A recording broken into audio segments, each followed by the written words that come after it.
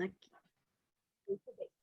Boa tarde a todos e todas. Cá estamos nós para mais um evento da nossa querida Unifaesp Uniensino. Eu, Thaís Martins, em nome da instituição, saúdo o professor Tiago, que é uma pessoa magnífica, esplêndida, de uma gentileza digna de nota, digna de menção. Tá? Hoje, para nós, é um motivo de muita felicidade, professor Tiago, que o senhor cá esteja entre nós, visto que os seus saberes, os seus conhecimentos, a sua gentileza já são por mim conhecidas e hoje, com muita alegria, eu teria a oportunidade de partilhar isso com os meus alunos e com os meus professores também. Temos aí os nossos professores, o professor Alceli que está aí nos prestigiando, os nossos alunos, então eu faço aí já a menção e a honra a essa participação e a esse prestígio. Senhoras e senhores, eu dou por aberta a nossa sessão, a nossa primeira jornada de Direito Internacional, que começou na quinta-feira, com a professora Anastácia Nada Pessoa, que falou sobre as questões de Moçambique, Guiné-Bissau, e que foi realmente magnífico. E hoje contamos com a presença do doutor Tiago. Doutor Tiago, para quem não sabe, não teve oportunidade de prestar bastante atençãozinha ali no currículo dele, o doutor Tiago Rodrigues Pereira, ele é pós-doutor em Direitos Humanos, ele é doutor e mestre em Direito e é doutorando em Filosofia. Ele é professor associado da Universidade Autônoma de Lisboa e é diretor acadêmico do Novo Liceu. Então, senhoras e senhores, hoje as apresentações elas ficam inclusive diminutas diante da magnitude desse maestro, que é uma pessoa magnífica. Eu já tive a oportunidade de vê-lo falar em várias oportunidades, então eu não furtarei de vocês o tempo desta fala magnífica. Eu estarei aqui somente como plateia, até porque o professor Tiago já é conhecedor disso, eu não sou uma criatura dominante da filosofia, ainda mais que o professor, olhem bem, o professor vai nos brindar com as bases filosóficas dos direitos humanos. Então, estamos aqui somente para sorver, aproveitar. Novamente, professor Tiago, agradeço a sua gentileza, a sua mesura em estar aqui conosco. Sabemos das diferenças de horário e tudo mais, então eu só posso agradecer. A direção da faculdade, eu faço esse agradecimento em nome da direção, em nome de todo o grupo Unifaesp no Ensino, pela sua presença. A palavra é toda sua, estamos aqui como seus espectadores. Bem, muito obrigado pelo carinho, professora Thaís. Queria agradecer a presença de todos, dos colegas, do professor Alceli, a direção da instituição. É sempre um prazer, sempre que me convidam, né?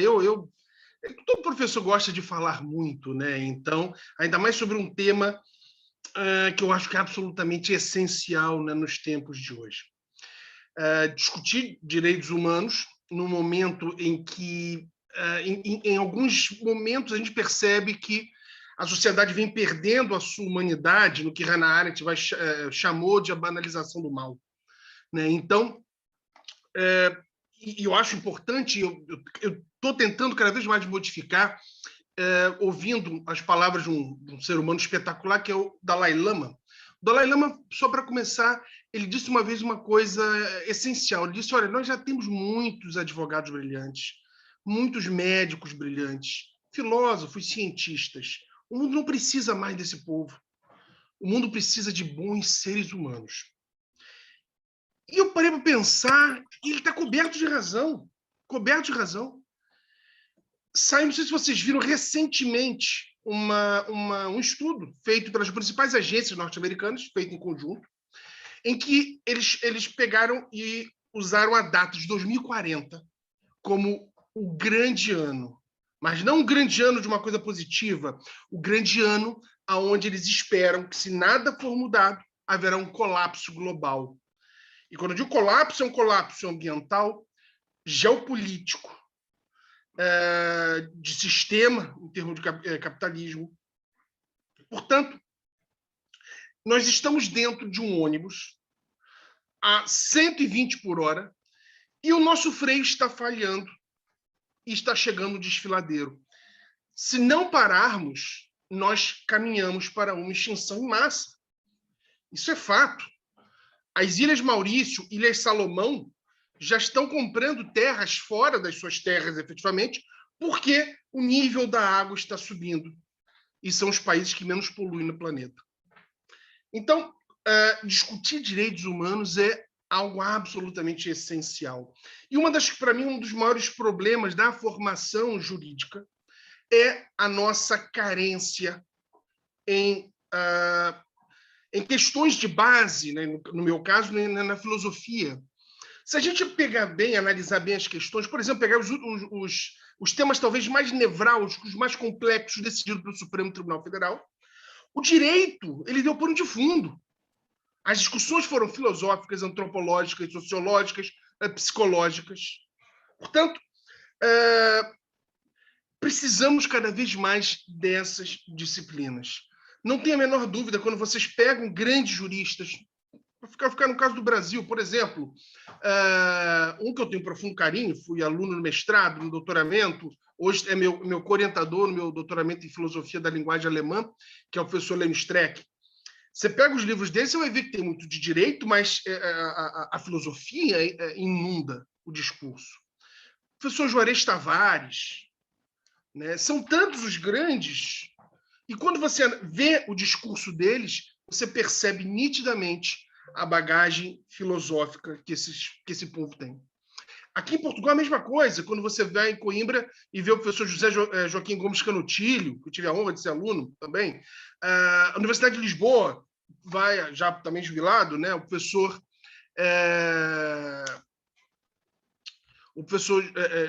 Jorge também, Miranda, que também tive a honra de ser aluno, você percebe todo o arcabouço filosófico deles. Então, é importante a gente entender. E eu posso dizer com tranquilidade, né? Eu fui, ou melhor, eu ainda sou, né? Mas que ainda tem advogado no Brasil e aqui em Portugal, e ganhei várias e várias causas, absolutamente usando filosofia do direito e hermenêutica. E que fique só entre nós algumas, eu acredito que eu nem merecesse ganhar. Ganhei porque, com certeza, o meu ex-adverso não entendeu o que eu falei, e o juiz também não. Mas pensou, isso é legal demais, esse cara não pode estar me enrolando, vou dar grande causa para ele. Se por um lado fiquei feliz de ganhar, por outro eu fiquei triste de ver a baixa formação do julgador. Mas não vem ao caso. Me propus aqui falar um pouco sobre as bases dos direitos humanos. Isso é importante para a gente poder entender o seguinte, gente. A disciplina mais importante, em termos de, digamos, de direito mais duro, de direito positivo, digamos assim, é claro, o direito constitucional. É óbvio. Tudo parte do direito constitucional, né? Principalmente depois da Constituição de 88, há quem defenda que nem existe mais direito penal, direito civil e outros. Agora, o que existe é direito constitucional civil, direito constitucional penal, direito constitucional tributário e assim sucessivamente. Pode parecer um exagero, mas não está de todo errado. Então, se o direito constitucional ele ganha essa repercussão toda, os direitos humanos mais ainda. Por quê?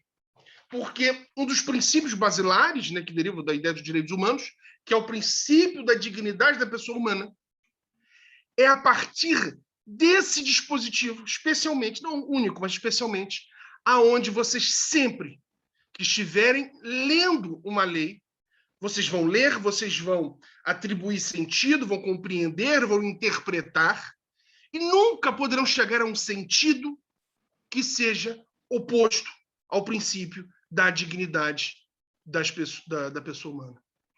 Por isso que quando o Supremo Tribunal Federal, só para pegar um exemplo, né, abrir um parênteses, decidiu de forma equivocada em relação à presunção de inocência, ele deu um sentido diferente daquele que seria melhor para o réu.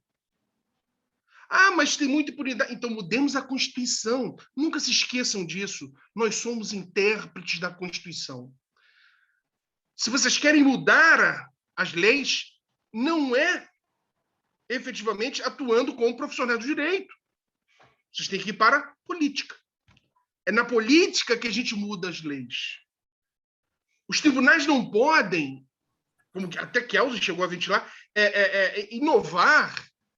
Que, aliás, só um parênteses, é um dos grandes erros das pessoas acreditar que o Kelsen defendia uma obediência cega à lei. Pelo contrário, Kelsen vai dizer textualmente que o juiz constitucional pode, inclusive, deixar, se quiser, de declarar inconstitucional uma norma realmente inconstitucional. Ele chega a ter esse poder, mas não é o nosso objeto de discussão hoje.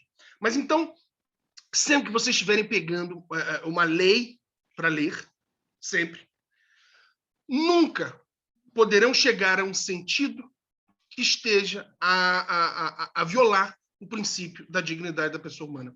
Se você chegar nessa conclusão, volta atrás, errou, recomeça.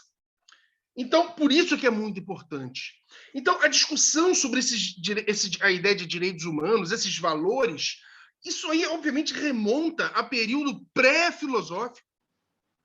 Um filme que todos acreditam devem ter visto Troia, com o Brad Pitt, tem uma cena que mostra exatamente uma discussão, ainda não se tinha, obviamente, a expressão direitos humanos, mas já se tinha a ideia de direito natural, que nada mais é do que uma forma embrionária do que hoje nós chamamos de direitos humanos. Ponto. Então, já se discutia isso na Grécia pré-filosófica.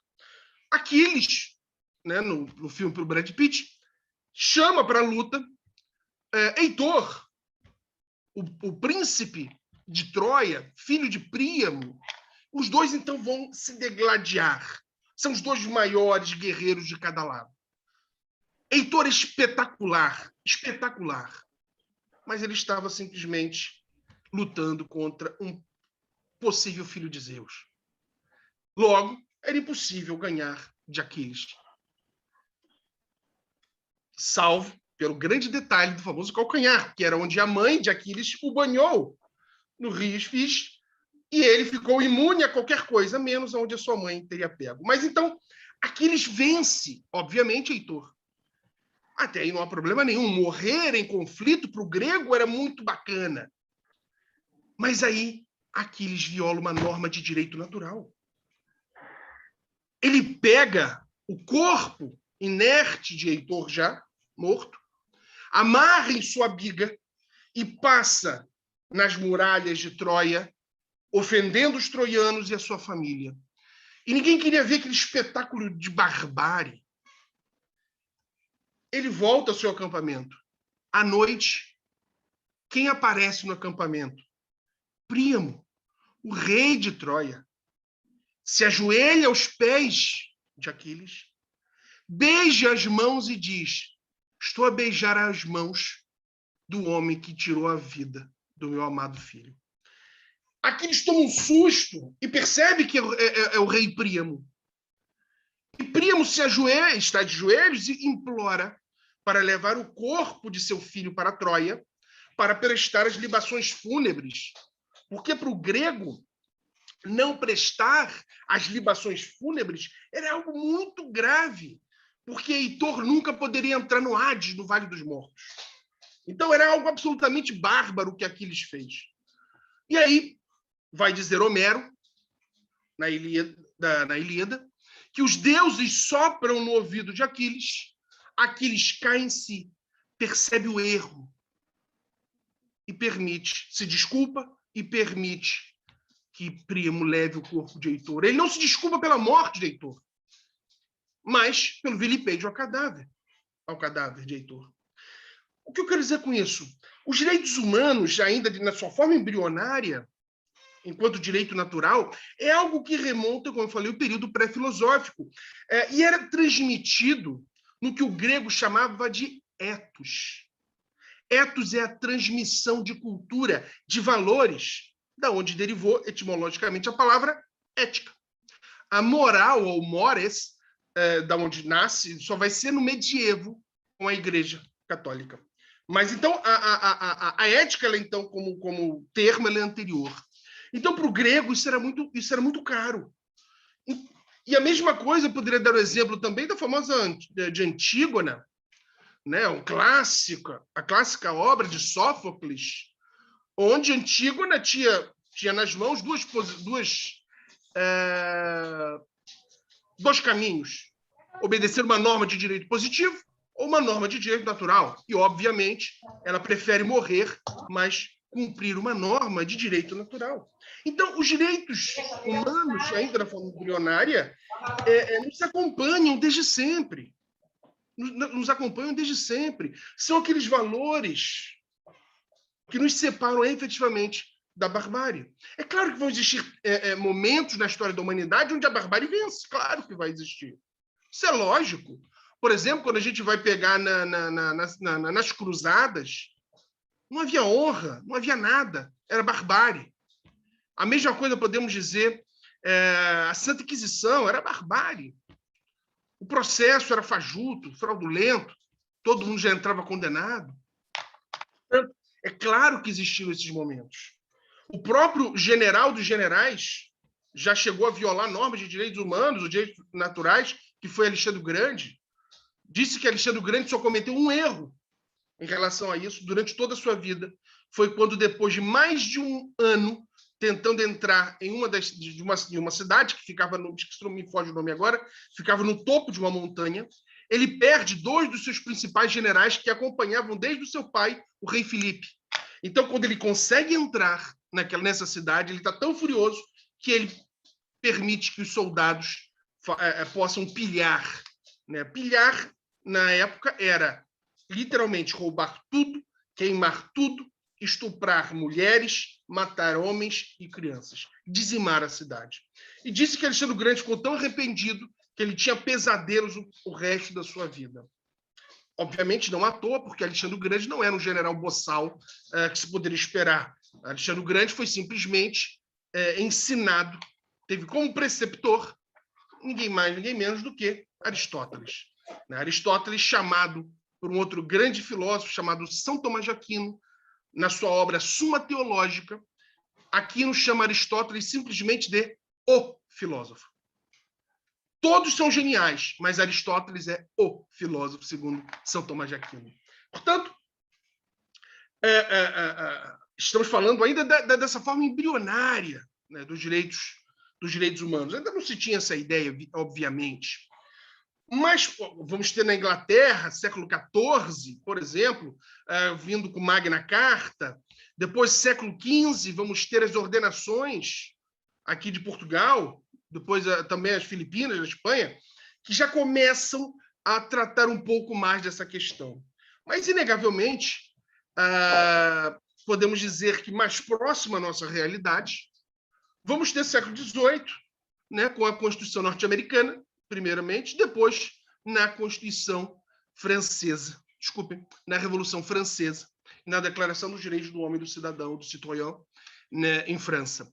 Ali sim, podemos dizer que se inaugura, na modernidade, a ideia que nós temos sobre direitos humanos.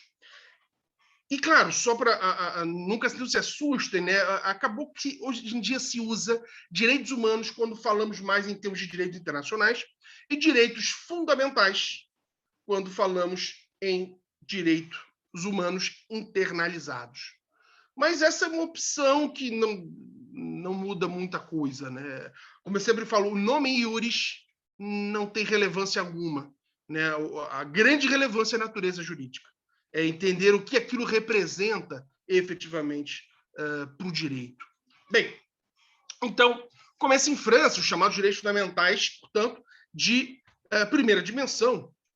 Não à toa, quem comandou a Revolução Francesa foi a burguesia, a classe que estava ascendendo ao poder, financiando grandes pensadores, dentre eles Rousseau. Não, abro aqui um parênteses. Como tudo é disputa de poder, enfim. É claro que Rousseau pensava daquela forma e tal, mas ele também tinha alguns motivos para pensar, assim como Hobbes era monarquista, não de forma coincidente era financiado pela monarquia inglesa, o mesmo Rousseau era financiado pelos burgueses. Então, num ano onde ocorreu uma profunda fome na França, o frio foi um ano mais frio do que o normal, a colheita foi péssima, faltou a base, até hoje, do alimento do europeu, é o pão. Então, quando falta comida, era aquela gotinha que faltava no copo para transbordar o famoso ancien régime, né? O antigo regime. E aí, claro, entravam os burgueses, o que os burgueses queriam era Estado, não se meta na minha vida. E aí tinha obviamente, algumas teorias que a gente logo depois vai perceber que é uma falácia. Por exemplo, a ideia de Adam Smith da mão invisível do mercado. Isso nunca existiu, nem vai existir. Obviamente que, então, o Estado passou, não à toa que se chama de direitos negativos, o Estado passou a não poder fazer nada contra o cidadão se não houvesse uma lei anterior autorizando. Então, se o Estado te prendesse de forma equivocada, você teria o habeas corpus, que lá nasce na Inglaterra como Habeas Corpus Act, né? Século XIV ou XV na Inglaterra. Portanto,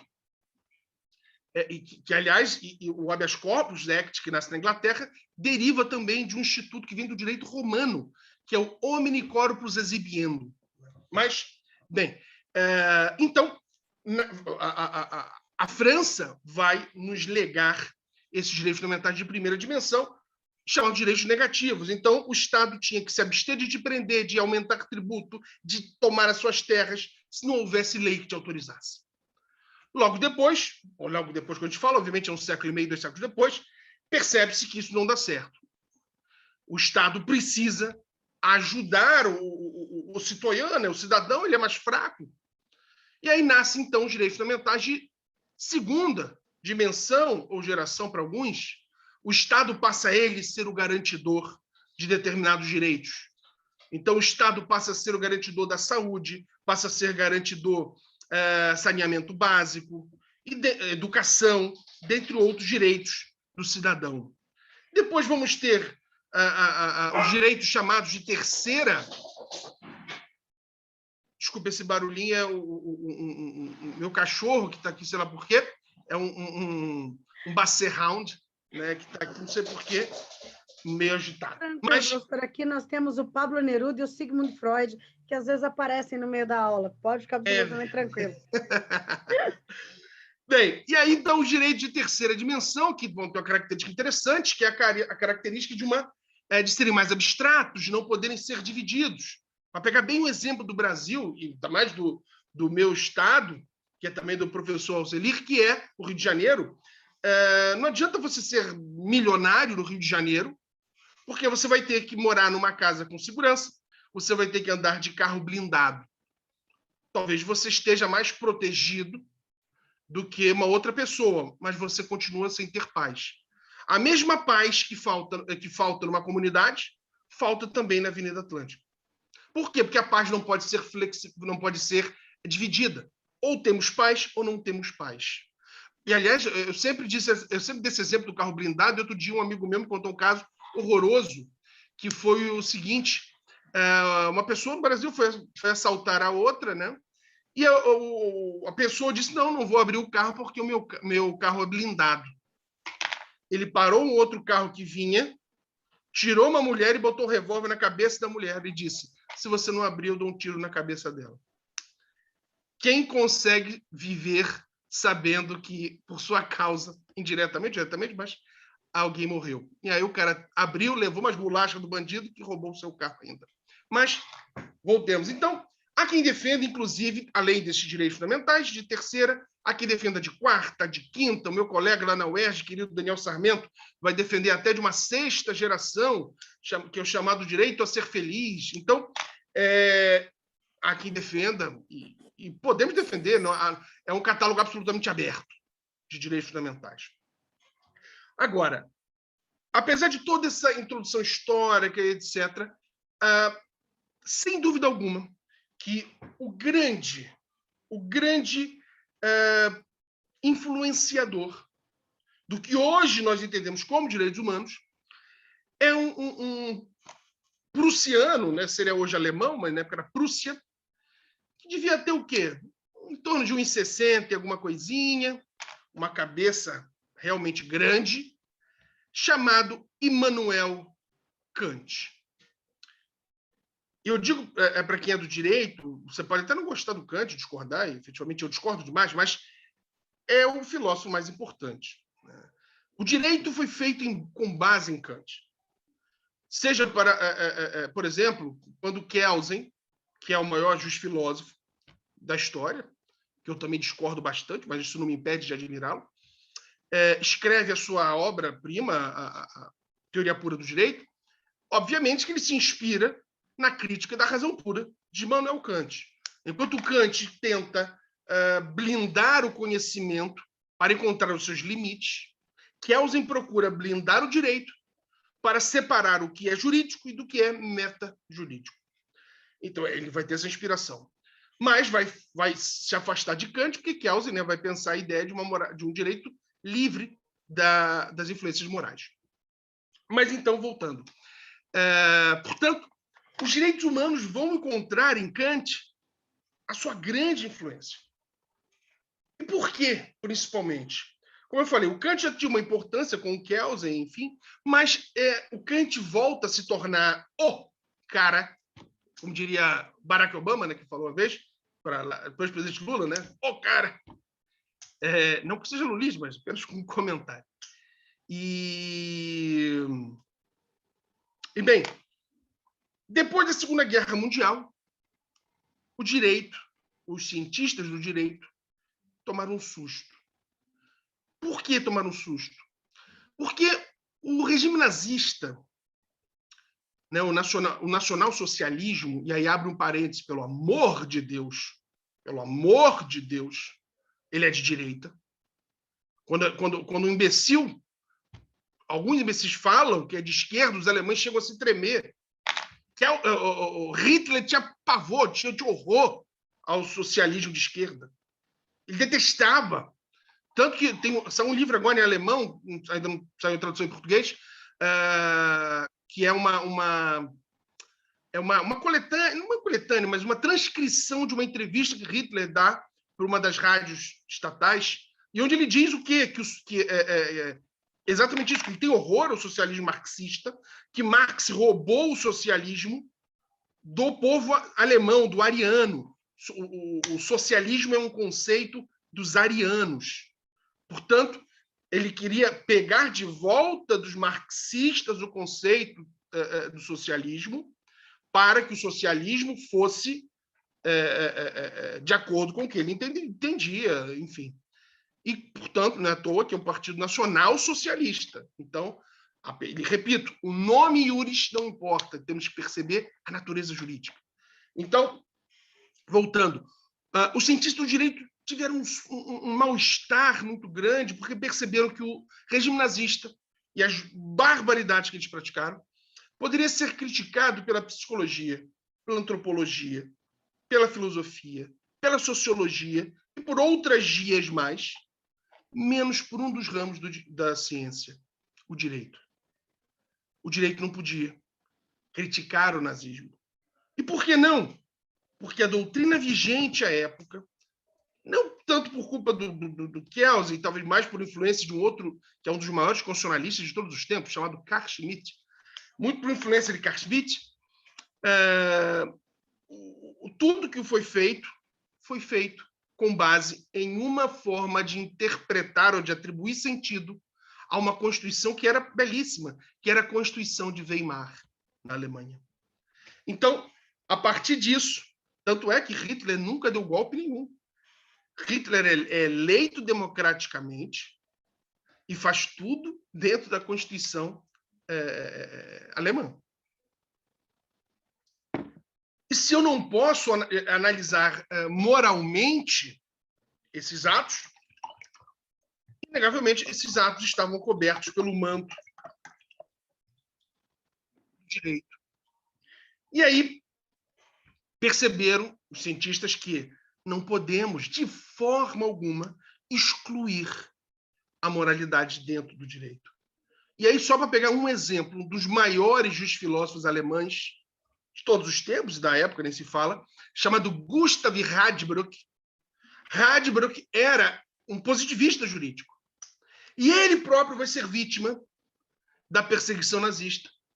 E aí ele, obviamente, vê a besteira, vê que o positivismo não se sustenta, e aí muda, claro, e aí vai escrever uma obra, a sua filosofia do direito, e depois um pequenininho, né, uma introdução a ela, chamada 5 minutos de filosofia do direito, onde ele vai exatamente combater as ideias do positivismo jurídico, do utilitarismo, enfim. E aí nós entramos nessa grande base filosófica, que é em Kant. Kant vai escrever algumas obras que são difíceis de compreensão. Kant não é um autor que escreve de forma agradável. Por exemplo, se vocês lerem um filósofo que eu sou apaixonado, que é Friedrich Wilhelm Nietzsche, um outro alemão, é uma leitura muito mais agradável, ele é irônico, ele é brincalhão, é muito mais agradável ler, por exemplo. Quando você lê também, sei lá, Sartre, Camus, Hannah Arendt, são leituras mais leves, mais gostosas, fluem melhor. Kant não. Kant é um autor hermético, é um autor difícil. A crítica da razão pura, claro, é creme de la creme, né? Que é mais difícil. Mas as outras também são. Mas, inegavelmente, ele vai cunhar algumas ideias que a ONU pega e se tornam a base da nossa declaração. E essa declaração da ONU vai ser a base, basicamente, de todas as constituições que vieram a posteriori, e mesmo as que são anteriores à declaração, passam a ter como norte hermenêutico aqueles sentidos dados pela ONU. Então, Kant vai trabalhar, por exemplo, a questão muito forte, a chamada autonomia da vontade. Ou seja, sempre que eu reduzir a autonomia da vontade de uma pessoa, impedindo-a de ser livre, e ser livre para Kant é poder ser livre para agir racionalmente, isso é importante se diga.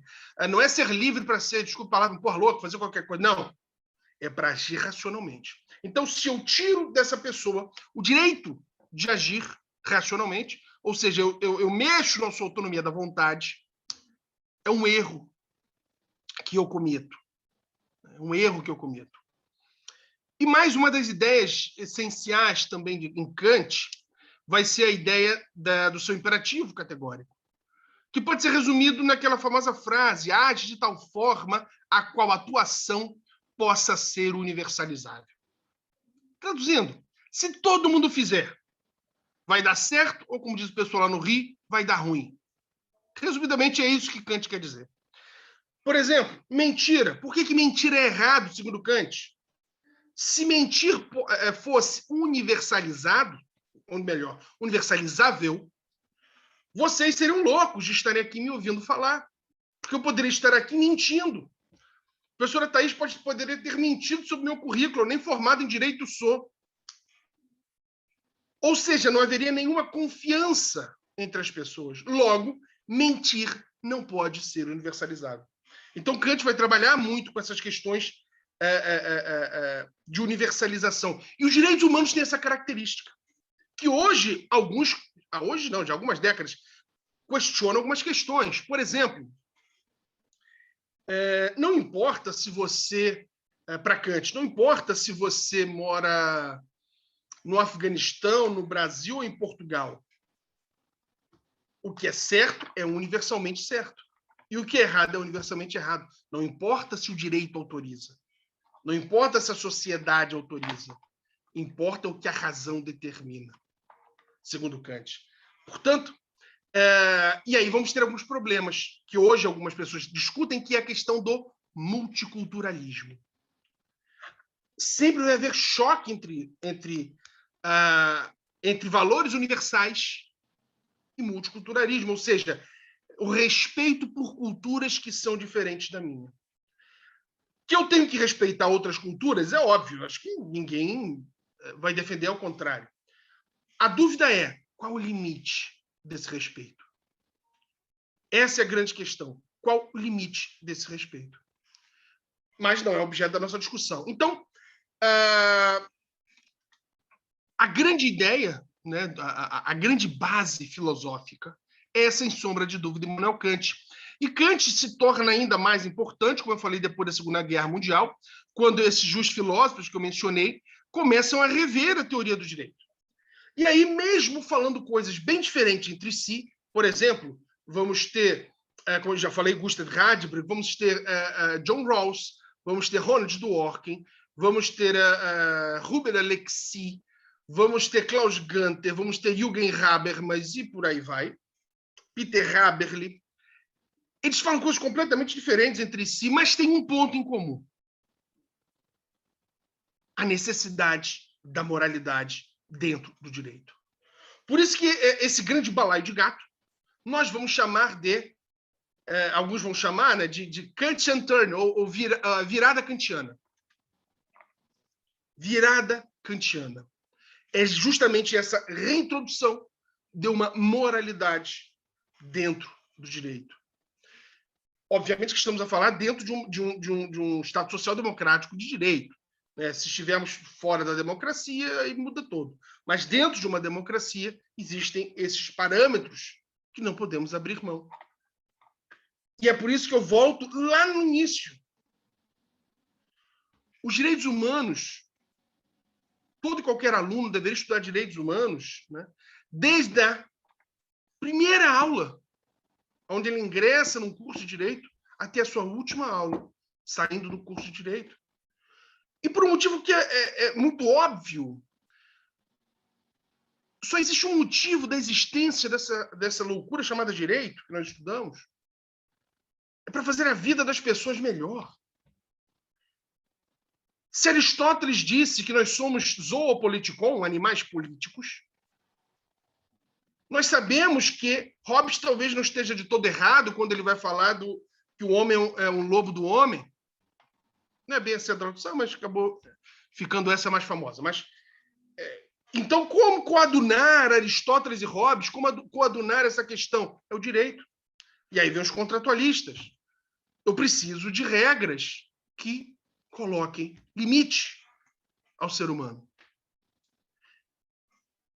E aí vem a questão. E quais são os limites do Estado para impor limites? E aí eu gosto muito, é claro, são os direitos humanos, né? Você vai respondendo. E uma coisa muito importante para terminar falando de direitos humanos. Nunca se esqueçam disso. Apesar de serem direitos humanos, né? E aí, obviamente, é um catálogo enorme, e talvez o nosso artigo 5º seja um dos melhores exemplos, talvez seja o artigo mais bonito de todas as constituições no planeta. Nenhum direito fundamental, o direito humano, ele é absoluto. Por isso que quando a gente via alguns boçais defendendo liberdade de expressão no Brasil, dizendo que era absolutamente imperdoável que estivessem caçando a liberdade de expressão, não, meu filho. Liberdade de expressão não é absoluto. Bobbio, talvez o maior jurista italiano do século XX, Norberto Bobbio, chegou a afirmar que até a vida pode ser flexibilizada. Que apenas, na verdade, é uma coisa que ele dividiu em duas, é que ele diz que não pode ser flexibilizada. O direito a não ser escravizado e o direito a não ser torturado. E por quê? Porque isso viola algo que é mais importante do que a própria vida, que é a nossa dignidade.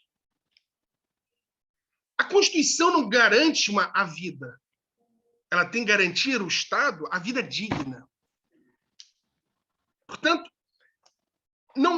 quando a gente vê esses boçais defendendo que fake news, enfim, não há. Não existe direito fundamental a ser racista. Logo, eu não posso ser racista. Não existe direito fundamental de querer fazer uma passeata defendendo a ditadura militar. Não existe. Lamento. Não existe. E as coisas estão tão loucas no Brasil. Deus quiser, eu volto agora em dezembro, espero que seja mais calmo, que você vê boçais defendendo a volta da ditadura militar. E aí, quando a polícia desce o sarrafo e joga gás lacrimogêneo, as pessoas berram e bradam por direitos fundamentais. Como assim? Você está tendo exemplo do que é a falta de direitos fundamentais. É isso. Abrir um parênteses, né, como diz o pessoal no Rio, é tiro, porra de bomba. Não há limite para o Estado. A sua dignidade não vale nada. E aí, me desculpem, mas algo que eu sempre tenho que falar, porque é uma coisa que me incomoda, porque em todas as minhas aulas, em todas as minhas palestras, não só aqui em Portugal, semana retrasada, eu acho, passada, eu falei na Universidade de Vigo, né, da Espanha, e me perguntaram, obviamente, não tinha nada a ver com o tema, mas sempre vão me perguntar, porque sabe que eu sou natural do Brasil. Como votamos no atual presidente da República. E aí não é porque é de direita, porque eu defendo a direita. Eu não sou de direita, mas eu concordo com Alain Turhan quando ele vai dizer que para que exista democracia, há necessidade do pluralismo. Então eu defendo a direita, eu defendo a esquerda e eu defendo o que eu prefiro, que é o centro. Os três têm que existir para que haja esse equilíbrio dentro de uma democracia com as suas nuances, né? Agora, quando pessoas votam, e eu nunca me esqueci isso, porque isso não digo que traumatizou, mas me causou perplexidade, no impeachment da ex-presidente Dilma, que abre um parênteses, né, cai, porque foi absolutamente incompetente enquanto presidente, inegável, foi péssima o segundo mandato. O primeiro foi ruim, o segundo já foi péssimo, mas, inegavelmente, ela não comete nenhum crime. Tanto não comete que o Congresso Nacional fica com vergonha do impeachment e faz uma coisa absolutamente ilegal, que foi fracionar o impeachment. Se a presidente Dilma, ex-presidente, sofreu impeachment, ela tinha que ter ficado inelegível. E ele sabia que ela não tinha cometido crime. Ela caiu porque é uma péssima política. Ponto. Mas isso não enseja, ou não deveria ensejar, um processo de impeachment. Mas uma coisa que me marcou profundamente, eu quero mencionar com todos, foi quando, e aí é o direito dos parlamentares de votar, isso aí obviamente, mas quando um específico virou e fez menção a um torturador que seria o trauma da ex-presidente, uma expressão que nem me lembro mais, o trauma da ex-presidente Dilma, que era o coronel Brilhante Ustra. Isso é de uma perversidade que beira a psicopatia. Ali, as pessoas tinham que ter percebido, não, esse aí não pode ser votado de novo. Os valores dele não são os valores da nossa Constituição Federal. E, repito, você pode ser de direita. Outro dia eu dei uma aula de direita, que me pediram, né, numa turma. Eu dei uma aula de direita, aí eu utilizei David Hume, Edmund Burke, Mises e outros, Hayek, grandes pensadores da direita. Existem bons pensadores da direita. Né? Portanto, você pode ser de direita, você pode ser de esquerda, mas você pode ser de direita e não ser de extrema direita, como esses lunáticos, e nem de extrema esquerda para aqueles loucos que também batem palma para Mao Tse-tung, Joseph Stalin e quejandos. Percebe? Queridos amigos, os limites de uma atuação do Estado sempre serão os direitos humanos. Por isso, não caiam no canto da sereia de abrir mão dos vossos direitos humanos, dos vossos direitos fundamentais. O brasileiro não tem muito direito, ele não tem mais direito do que as outras pessoas, tenho certeza disso. A Alemanha é o país daqui da Europa que mais dá bolsas de auxílio às pessoas. E é a locomotiva da Europa. Ou seja, não é isso que faz a Alemanha empobrecer. Portanto, não caio nesse conto. Para terminar, e aí um autor que eu acho que todos devem ler, um indiano chamado Amartya Sen. Quando a gente fala de direitos humanos, falamos de liberdade, isso tudo é muito importante. Mas isso tudo fica só na conversa, se não existir, na verdade, e aí pegar o título da obra dele, Desenvolvimento como Liberdade. Não há liberdade sem desenvolvimento econômico, não há liberdade nem direitos humanos sem redução das desigualdades sociais. E garanto para todos, o problema do Brasil nunca foi e não será a corrupção em si, nem a violência urbana, mas é a desigualdade social. Esse é o principal câncer que tem no Brasil. E através desse câncer temos várias outras ramificações. Claro, temos corrupção, temos tudo, mas o grande câncer, tenho certeza disso, é a desigualdade social. Enquanto acharmos que é normal, miseráveis, famintos e afins, vamos continuar vivendo num país inseguro, num país com sérios problemas. E me dói o peito, porque, para mim, o Brasil era para ser um país, talvez, que ficasse abaixo em termos de importância político-econômica, talvez Estados Unidos, China e Rússia. Talvez desses três. O Brasil era para ser a quarta potência. O Brasil tem riqueza para isso. O Brasil tem gente suficiente para isso. Portanto, quando a gente vê o Brasil descendo a ladeira, cada vez mais caindo na sua economia, a gente não pode aceitar. É algo inadmissível. Então, eu torço muito mesmo para que o Brasil volte. Porque é a minha terra, eu estou aqui em Portugal, não sei o que vai ser no futuro, mas eu torço. Como eu torci, mesmo tendo horror ao presidente Jair Bolsonaro. Horror. enquanto ser humano. Eu torci muito no primeiro ano do governo dele, eu queria muito que acertasse, que desse certo. Mas, obviamente, que a chance, como diria um amigo meu, pode até dar certo, mas a chance de dar errado era muito maior, por N motivos, né? E aí me dói o coração, para terminar, quando eu olho para o lado e eu vejo aqui em Portugal, como presidente da República, o doutor Marcelo Rebelo de Sousa. Um gentleman, uma pessoa fantástica, uma pessoa tão querida que outro dia estava, já é um senhor de mais de 70 anos, outro dia estava salvando uma pessoa na praia que estava se afogando.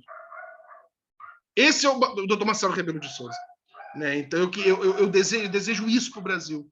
Um presidente humano. Tem suas falhas, tem coisas que eu discordo do posicionamento dele, mas é uma pessoa que é humana, né? que sente as dores. E a gente está falando de direitos humanos justamente por isso. Eles existem para fazer com que a vida das pessoas seja melhor. Não abram mão.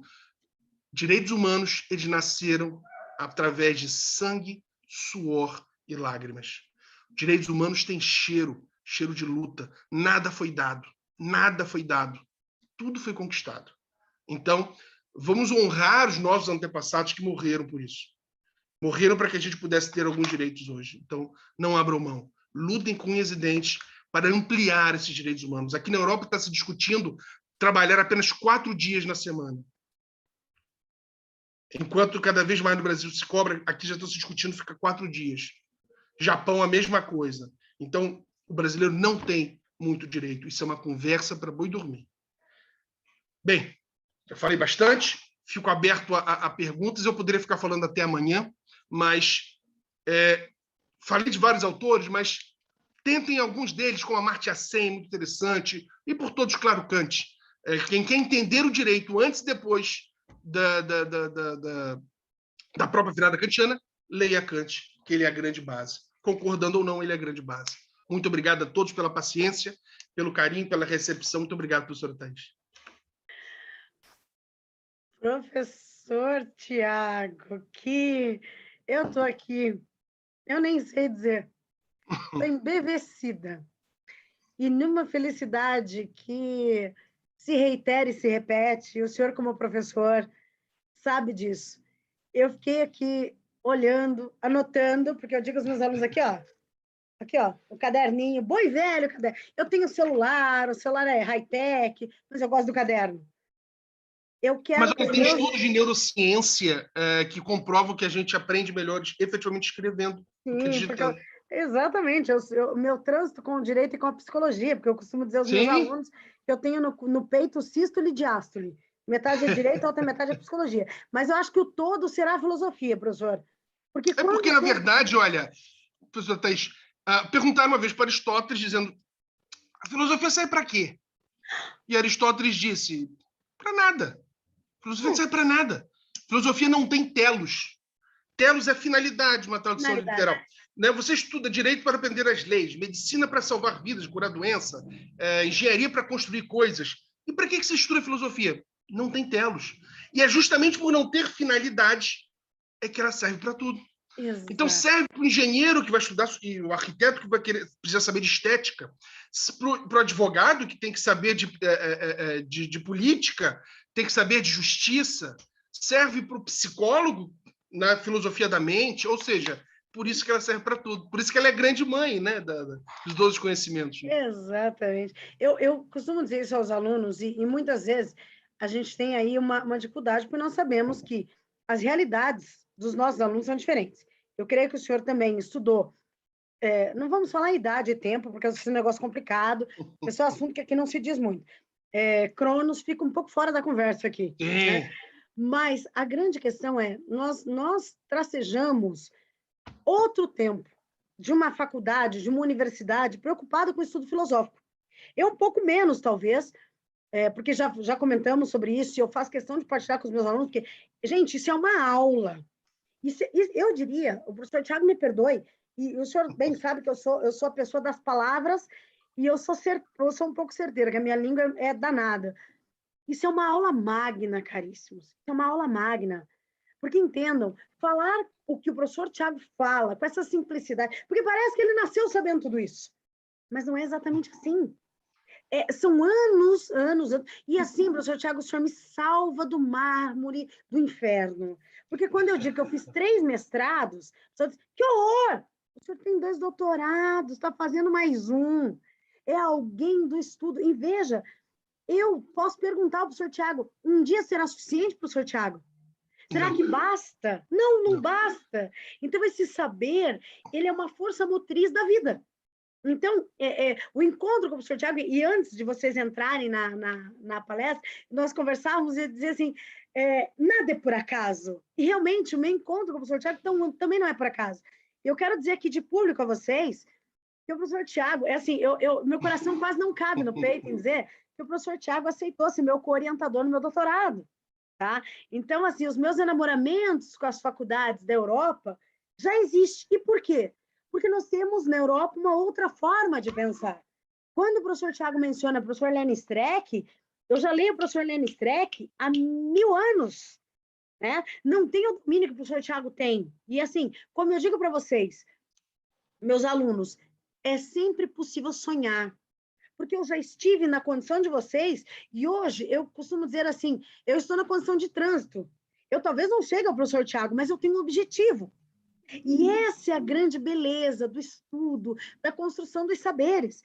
Eu vou dizer a vocês, o professor Tiago hoje trouxe coisas que vocês, que são meus alunos diários, o professor Tiago, eles estão exaustos, exasperados de me ouvir falar. Quando o senhor falou em Amartya Sen, eu estava aqui parecendo um time de futebol.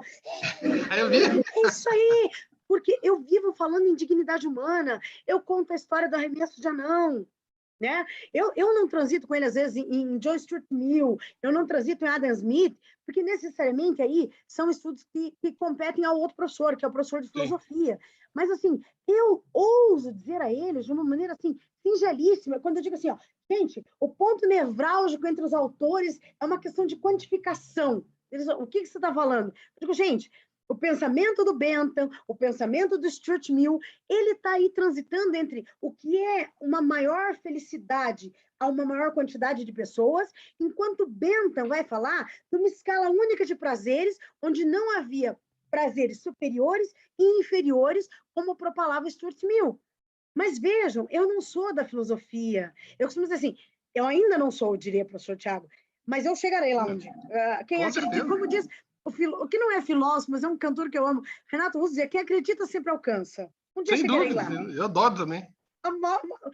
Quem não, né, professor? Eu digo aos alunos, olha, primeira aula, tem que gostar de Renato Russo, tem que gostar de Legião Urbana, senão não está reprovado.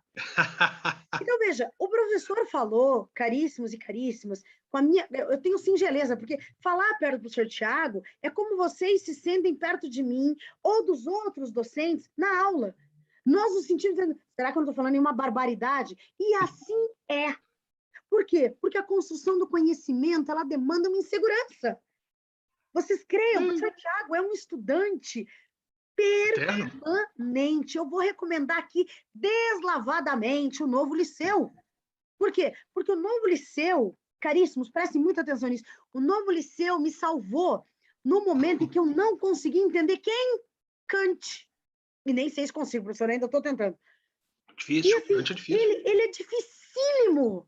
Então, assim, o que eu não vou permitir, vocês sabem disso, quem foi meu aluno de introdução ao direito sabe, se vocês chegarem e confundirem Kelsey com Kant, não tem nada que salve vocês de uma pena quase capital, né? Porque eu vou esganá-los. Né? O professor Tiago, eu digo assim, como professor, eu sou muito aguda com eles, eu cobro muito. Mas não é uma cobrança de prova, é uma cobrança de dizer, não falem besteira, não passem... É para a vida. É para a vida inteira. Então, assim, mas, olha, tem coisa pior, professor Teles, do que confundir Kant com Kelsen. Eu estava corrigindo uma... Eu sou professor da Escola da Magistratura, né, do Rio de Janeiro. Meu Deus. Há mais de 10 anos, nem sei quantos anos mais. Mas, então, agora que eu estou desde 2018, né, normalmente eu vou uma vez por ano, né, ou iria, né, com a Covid, aí eu dou umas aulas concentradas para eles.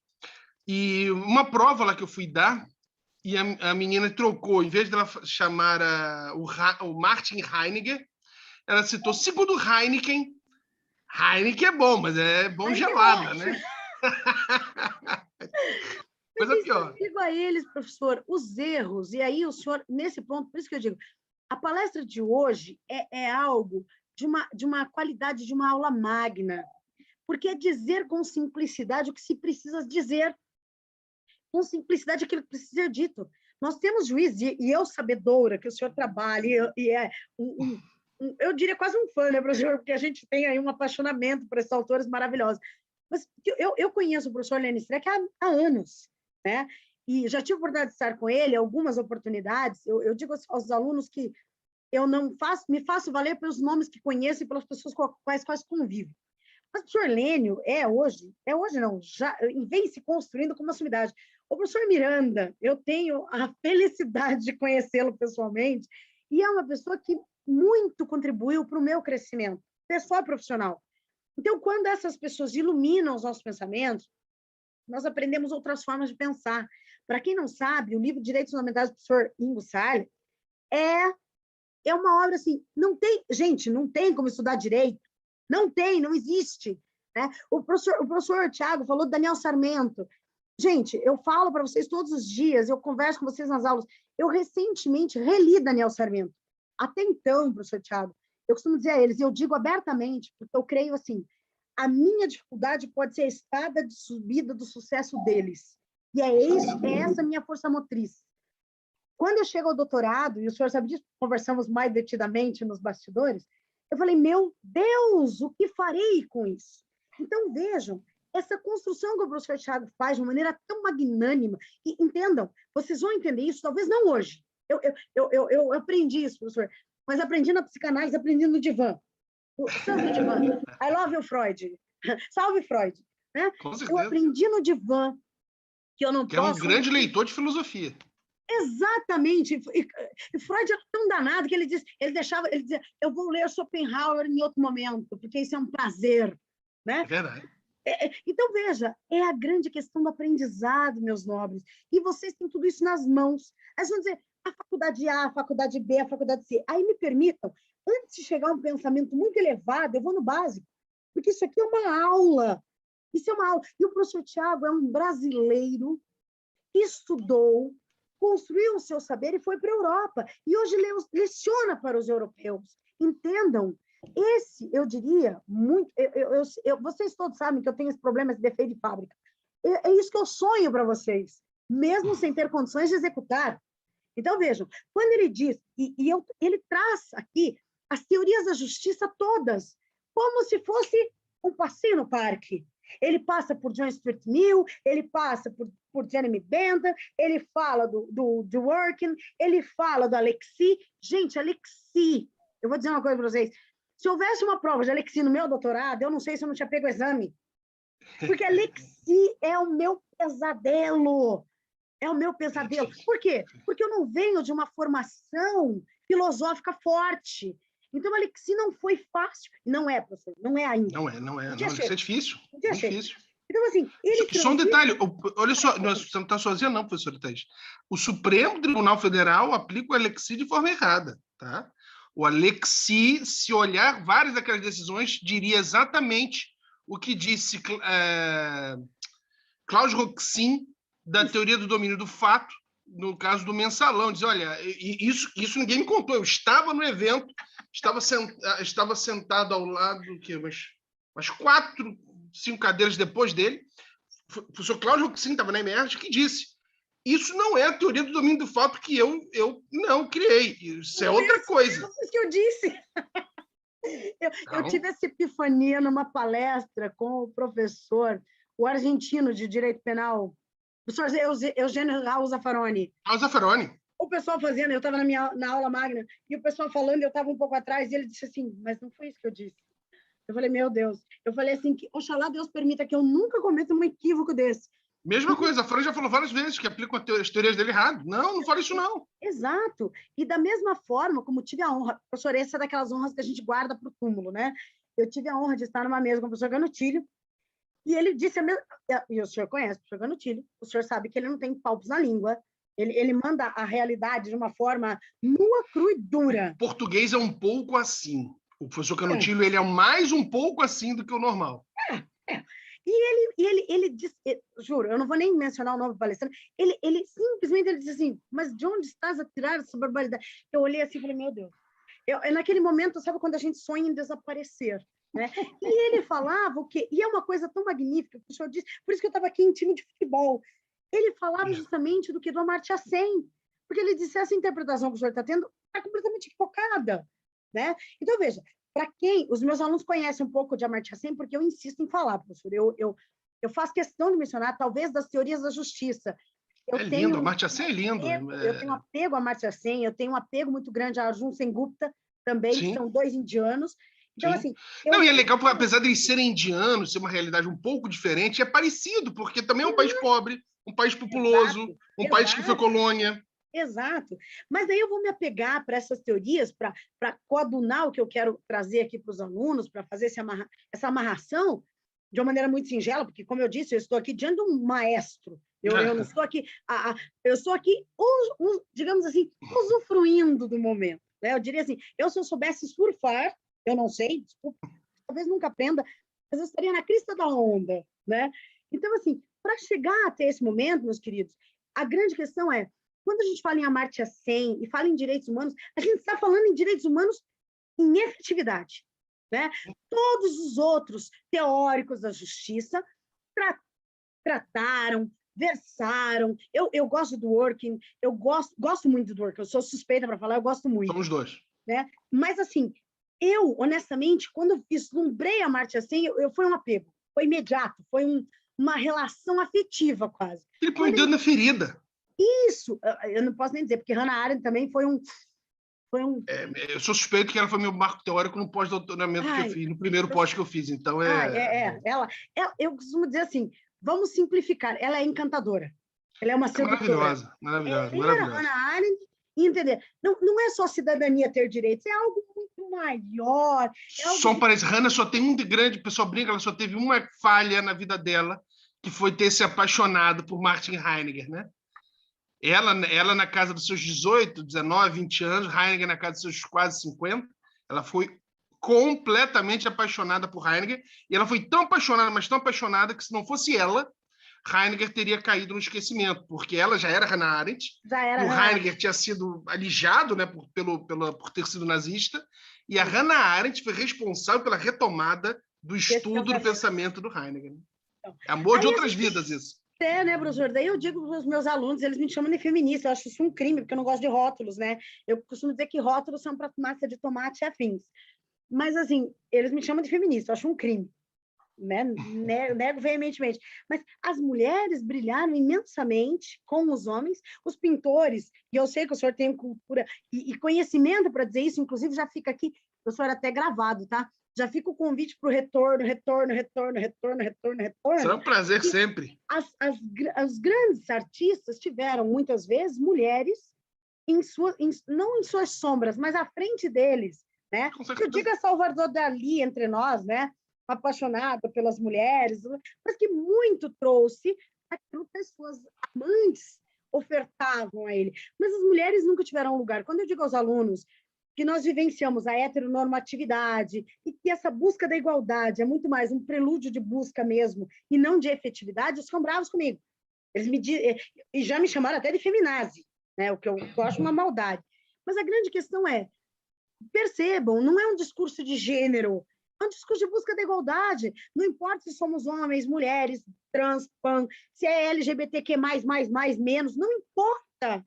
A grande questão é buscar nesse discurso, como eu falava de Amartya Sen, é buscar justamente o quê? A vida que queremos viver e não a vida que podemos viver. O professor Tiago versou, e vocês, eu sei que há um largo tempo vocês vão estudar tudo isso que está sendo passado hoje, né? Porque vocês vão aí construindo saberes. E a ideia, como vocês perceberam, o senhor Tiago é um professor com muito mais academia do que eu, e ele não está formatando vocês, ele está oferecendo pensamentos, sejam políticos, filosóficos, e por isso eu o admiro tanto, porque um pensador, e o professor Tiago caminha para isso, e ele caminha, porque ser um pensador não é eu quero ser um pensador, é uma perspectiva. Então, de vida. Exato, de vida inteira, né, professor? Talvez, assim, eu costumo brincar com os alunos, mas isso é da psicanálise, né? Eu costumo dizer assim, porque todos temos a finitude, e eu trabalho muito bem com a finitude, pelo menos até aqui, segundo a minha analista, eu estou bem. Eu costumo dizer que eu quero ter uma lápide, mas nela precisa haver a primeira frase, professora. Porque nós passamos a vida inteira buscando esse lugar, mas nem sempre chegamos a ele. Porque ensinar, partilhar e dizer as coisas de uma maneira bonita, como eu brinco com os meus alunos, sou professora de civil digamos assim, por persistência, né? Não por excelência, por persistência. Então, assim, eu chego numa aula e digo assim, gente, então hoje nós vamos tratar do Pax Sunt Servanda, Peça Reb, eles olham para mim e dizem, o quê? Não é esse o professor de direito que nós esperamos. Nós esperamos um professor de direito que busque, especialmente porque eu sou aquela que transita entre o direito civil e constitucional. Pronto. Ah, tá super. Não importa, eu estou estudando, continuarei estudando, o viés de entender até onde Kelsen contribuiu com a questão da normatividade, da teoria pura da norma, até onde Dworkin atravessou essa situação, entre outros autores. Então, percebam, contrato não é contrato, e o senhor falou em autonomia de vontade, eu acho que o senhor quase falou do arremesso de anão. Quase falou, né? É um clássico, né? Quase, é o clássico. E eu digo aos alunos, não existe autonomia da vontade absoluta, não existe liberdade absoluta, nada é absoluto. Nada então, absoluto. Veja, quando a Amartya Sen vem trazer essas questões para nós, é justamente a percepção de que o Estado, ele tem uma previdência é ótimo, o ato falho, professor, previdência é ótimo, ele tem que tomar providências, de novo, providências justamente para garantir direitos civis e políticos aos indivíduos. Isso é uma construção, não é do dia para a noite. O professor Tiago versou justamente sobre direitos que são econômicos, culturais e sociais. Não existe direitos humanos sem isso. Não é essa a construção. E a gente pode transitar, inclusive, se o professor me permite dizer, até para as políticas públicas. Porque o Estado que não ocupa as políticas públicas como deve, ele está falhando. Ele não está cumprindo nem com a Constituição e nem com a Declaração Universal dos Direitos Humanos. Então, justamente aí, esse é o discurso de direitos humanos. Vocês, os alunos, professores, dizem, mas isso na prática? Isso na prática, então? Isso na prática, tudo que o professor falou sobre os filósofos, sobre a construção, sobre as teorias da justiça, ele falou justamente sobre as questões da moralidade. Gente, quando um Estado não se ocupa de assegurar a vida, a dignidade humana, ele não serve a nada. Ele não serve a nada. Ou seja, essa construção, justamente, faz lembrar a função daquilo que é desenvolvimento. Por quê? O estado de pobreza, senhoras e senhores, é a antítese de desenvolvimento. E eu não sei vocês, eu sou um pouco... Professora, eu não diria antiga, eu diria mais experiente, senão pega mal para mim. Mas, uma menina ainda. Muito obrigada, professor. Eu gosto da sua gentileza, conhecimento e elegância. A grande questão é, eu ouço há muitos anos, que o Brasil... Renato Russo, de novo. O Brasil é o país do futuro. Esse futuro já chegou. E nós ainda já está passando, já passou. Passou, né? Então, nós já estamos passando o bastão, a minha geração está passando o bastão para outras gerações, onde cadê o texto fundamental? Cadê os direitos humanos e cadê o desenvolvimento? Tá? Tem um autor, um economista, professor, que eu gosto muito, que é o Douglas North, que ele diz assim, o desenvolvimento de uma sociedade não ocorre de forma automática, a partir do crescimento econômico, porque é necessário chegar-se ao desenvolvimento sustentável, que é necessário aos ganhos da economia e que possam ser transferidos à esfera pública. Então, senhoras e senhores, não é um discurso, eu brinco isso com os alunos, como estamos numa aula, né? Eu brinco com os alunos e dizem, não é uma conversa para o bovino pegar no sono. Não. É um discurso de uma busca de efetividade, de uma busca, justamente, por essa liberdade. Porque, para quem nunca leu o livro da Amartya Sen, os meus alunos são quase obrigados, professor, sabe? Eu tenho. Né? Desenvolvimento como liberdade, ele culmina justamente na questão da igualdade. Por quê? Porque nós precisamos necessariamente ter uma vida que queremos viver, e não uma vida que podemos viver. Aí tem um outro autor, que eu já mencionei na palestra, serei repetitiva sim, porque conhecimento demais nunca faz mal, que é o professor Veiga, que ele diz, não podemos pautar o nosso desenvolvimento no IDH, né? Perdão, no PIB, né? No Produto Interno Bruto, mas sim no IDH. É claro. Humano. Então, vejam, nós no Brasil vivemos aí, porque somos o país do futuro. Tá? Vocês já perceberam o índice de desenvolvimento humano brasileiro? Não está muito aquém do esperado. Então, quando o professor Tiago, assim como eu, é um sonhador, somos dois sonhadores, seremos sempre, porque enquanto professor, não conheço nenhum professor que não o seja, né? A grande questão é uma dança entre o que é progresso e, efetivamente, o que é a desigualdade. E nós não podemos aceitar desigualdade, nós não podemos aceitar, seja o presidente da República, seja um governador, seja um deputado, seja um vereador, que diga, vocês precisam abrir mão dos seus direitos. Não, não. Nós precisamos ter uma Constituição Federal efetiva. Aí, professor, eu gostaria que o senhor falasse mais um pouquinho, abusando, eu sei, mas desculpe, né? Não é todo dia que a gente tem uma pessoa como o senhor aqui conosco, então me perdoe. É justamente dizer para os alunos, de uma maneira... Eu queria falar sobre Antígona, tá? Mas nem vou entrar nessa... Eu fiquei aqui, eu estou abalada psicologicamente. Né? Porque eu trato isso em introdução ao direito. Eu trago Antígona, eu trago Medeia, eu trago o julgamento do Dimitri de Moulin, sempre. Eles me chamam de louca, mas eles podem dizer que eu não sou tão louca assim. Eu gosto muito dessa parte.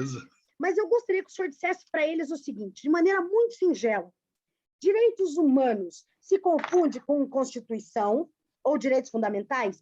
Sim, não e por quê? Porque eles são alunos de primeiro, segundo, terceiro, quarto, até sétimo período. Então, eles estão desvendando essas realidades. E mesmo quem nos assistir depois, certamente terá essas dúvidas. E eu queria aproveitar o seu conhecimento para esclarecê-las. Por favor. Primeira, uma coisa que eu sempre gosto de dizer é, existem várias lentes sobre a mesa. Você pode pegar várias lentes para querer utilizá-la para encontrar o sentido das coisas. Depois do nazismo, enfim, praticamente todo o mundo ocidental optou por uma lente. E é a mesma lente no Brasil, nos Estados Unidos, na Alemanha, aqui em Portugal. E essas lentes se chamam direitos humanos. Então, os direitos humanos eles vão ganhar, obviamente, como eu falei, às vezes um nome um pouco diferente quando ele é positivado, direitos fundamentais. Na França, eles não usam muito direitos do homem, eles usam mais a ideia de liberdades públicas, mas é muito parecido, praticamente igual. Então, a grande ideia é, quando vocês pegarem a Constituição, quando vocês pegarem a Lei X, uma portaria, quando vocês pegarem um decreto, qualquer porcaria escrita, o norte, ou seja, aonde vocês têm que buscar o sentido daquele texto, porque isso aí, vocês vão, espero que vejam mais tarde, chamada hermenêutica. Os textos não têm qualquer sentido. Somos nós que atribuímos sentido aos textos. Então, quando nós pegamos um texto qualquer de uma lei, o Código Civil, mesmo sendo posterior à Constituição, eu tenho que enxergar o Código Civil a partir da Constituição. Ele é a lente pela qual eu vou enxergar. E, claro, dentro da Constituição, não é que não existe uma hierarquia, não existe super princípio, mas existe um princípio que é o grande norte da própria Constituição, que é o da dignidade da pessoa humana. Nada, nunca, qualquer interpretação que vocês derem que viole a dignidade da pessoa humana, sempre vai ser uma interpretação, um sentido que vocês estão dando absolutamente equivocados. Por quê? Porque a gente tem que entender sempre uma coisa, uma vez por todas. Não é o cidadão que existe para servir o Estado. É o Estado que existe para servir o cidadão. É o ser humano. Ele é a coisa mais importante que há sobre a Terra. Portanto, é o Estado que tem que fazer de tudo para atender os nossos anseios, atender os nossos desejos. Por isso que o sonho da minha vida, em termos de Brasil, é eu, um dia olhar, se eu não estiver morando no Brasil, mas se eu estiver ótimo, olhar e ver pessoas indo às ruas, não para defender Lula, não para defender Bolsonaro, não para pedir qualquer porcaria, reclamar que a passagem aumentou 20 centavos, mas sim pedindo educação de qualidade. O brasileiro abriu mão da educação. Todos, sem exceção. Os países desenvolvidos, e mesmo os que não são tão desenvolvidos, têm educação pública de qualidade. Estados Unidos, Canadá, Portugal, Espanha, Alemanha, Polônia, Hungria, todos. O ensino de escola é gratuito. Universidade, um ou outro país cobra. Até a Alemanha, se você chegar no doutorado na Alemanha, você ganha 4.000 euros de bolsa. De bolsa. Só para estudar. Então, obviamente que é um outro patamar, mas a escola é gratuita. Esse é meu sonho para o Brasil. Eu sou professor, então a universidade é muito importante, mas muito mais importante que a universidade é a escola. Então, enquanto o Brasil não tiver uma escola de qualidade, uma escola que não seja só informativa, como ela é hoje, mas formativa, ou seja, na ideia de formar o ser humano em todas as suas dimensões, e aí por todos aquele projeto magnífico do sociólogo brasileiro Darcy Ribeiro, que o Rio fez um pouquinho e tal, onde a criança entrava de manhã ganhando café da manhã, estudava de manhã, de tarde tinha cultura, tinha música, né? Tinha arte, tinha esporte, tinha médico, tinha dentista e saía de noite já com o jantar. Enquanto não entendemos que o Brasil é um país de muitos pobres e que precisamos investir nisso, é enxugar gelo. Né? Simplesmente isso. Ações afirmativas são necessárias, absolutamente necessárias, mas é uma vergonha que ainda precisemos tê-las. Então, nós temos que fazer hoje as ações afirmativas, mas melhorar as condições para que as pessoas, no futuro, não precisem mais dessas ações afirmativas. Porque não importa se a pessoa é pobre, é rica, é branca, é preta, amarela, tá? Todos têm a mesma condição. A ciência já provou, não há diferença intelectual. A diferença, sim, de estímulo, de alimentação. Portanto, se todos tivessem as mesmas condições, ok. Agora, falar que ações afirmativas, como alguns falam, fere a meritocracia, é uma vergonha. Né? Não existe meritocracia no Brasil quando você tem competidores que estão em pé de completa desigualdade. Né? Então, precisamos ainda assim. Era a minha pergunta aqui, eu estava aguardando o término da fala, justamente porque aqui nós temos, o senhor sabe que agora, né, porque o senhor, como brasileiro que é, a gente visita o Facebook, porque hoje a vida transita um pouco, a vida acadêmica transita um pouco através do Facebook, e justamente essa semana se discutia a questão, e eu realmente eu fico ofendidíssima, mas a gente não tem vida para rebater tudo que nos agride, de certa forma, né? Não, o senhor sabe disso, porque eu sei que tem essa inquietude, nós temos essa ligação nesse aspecto, mas é justamente sobre as pessoas dizerem, não, precisamos ter cota para pobre e não para negro. A grande questão é, uma pessoa que diz uma coisa dessa natureza, sequer conhece a história do seu país, a história de dominação. Aí eu recomendo, e eu sempre falo, agora eu estou arrogante, eu já digo assim, vai estudar história e filosofia, depois conversamos. Porque é desgastante, efetivamente, não é uma questão de ser negro, de ser branco, de ser azul, de ser japonês, não importa. A grande questão é, não se pode negar num país que eu costumo dizer, professora, até me corrija se eu estiver errado, eu costumo dizer que vivemos no Brasil um feudalismo tardio, né? Onde, efetivamente, aquilo que a Europa superou rapidamente, nós ficamos aqui, e eu digo a eles, e é uma coisa que me dói um pouco, nós temos de existência o que Portugal já tem de universidade há muito tempo. Então, o nosso pensar ele é um pouco atrasado, sim. Mas não é porque está atrasado no aspecto de busca da igualdade, busca da dignidade humana, que nós precisamos retroagir. Eu ouço muito contra a questão das cotas raciais, eu ouço muito contra as bolsas de estudo, e nós aqui sabemos, num país sério, a educação é prerrogativa inicial. Para assegurar a dignidade humana é só a educação. Não tem saúde, segurança, tudo, liberdade são extremamente importantes. Mas a grande questão é, a dignidade humana ela não se efetiva sem educação. Sem dúvida. Né? Não há como ter um discurso que é frágil. Aí eu gostaria de ouvir um pouquinho o senhor, abusando, eu sei, porque, né, eu me comprometo mas, né, desculpe, é um momento tão significativo, que o senhor diga um pouquinho para nós, como brasileiro que e detalhe, senhoras e senhores, é um brasileiro que leciona na Europa, mas que tem uma ligação com o seu país. Ele não esqueceu do Brasil. Não. Então, assim, falando em educação, e como o senhor é filósofo, eu não poderia deixar esse momento nos escapar, diga para nós um pouquinho sobre a sua reflexão, porque é um pensamento, é uma pergunta muito mais direcionada ao seu conteúdo, sobre se esse homeschooling, se ele vem a ferir ou se ele vem a assegurar os direitos humanos. tá? Porque eu tenho uma preocupação muito grande nisso, como psicóloga, como professora, e como estamos aqui a versar sobre direitos humanos, e eu quero que vocês entendam, os direitos humanos são um grande guarda-chuva, e não é que cabe tudo, mas existem discussões que são muito pontuais. Então, quando eu faço essa pergunta para o professor Tiago, eu não estou dizendo de política, eu não estou dizendo, lógico, transita pela política é inegável, mas é uma pergunta que vai transitar, como eu fiz questão de mencionar, pelo viés filosófico.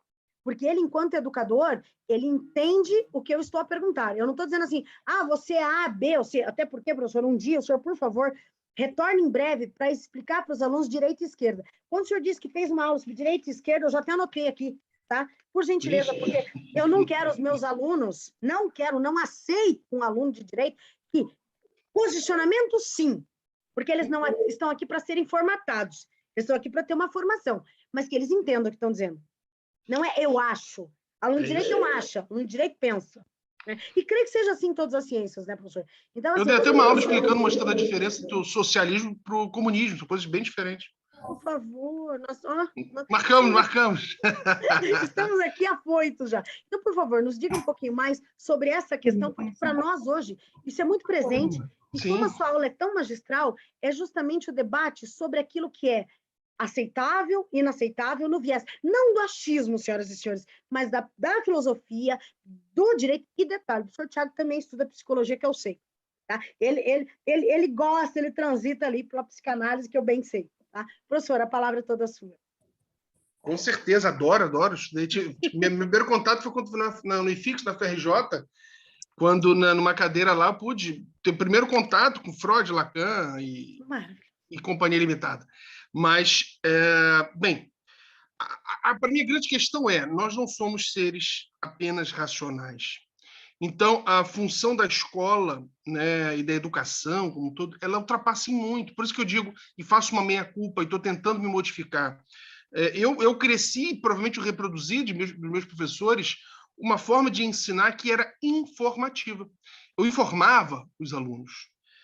E a minha preocupação sempre é essa. Eu acho que nós precisamos de gente, de conviver, de estar junto para desenvolver alteridade, desenvolver empatia. Outro dia eu vi um vídeo maravilhoso de umas crianças, eu não me lembro agora se eram...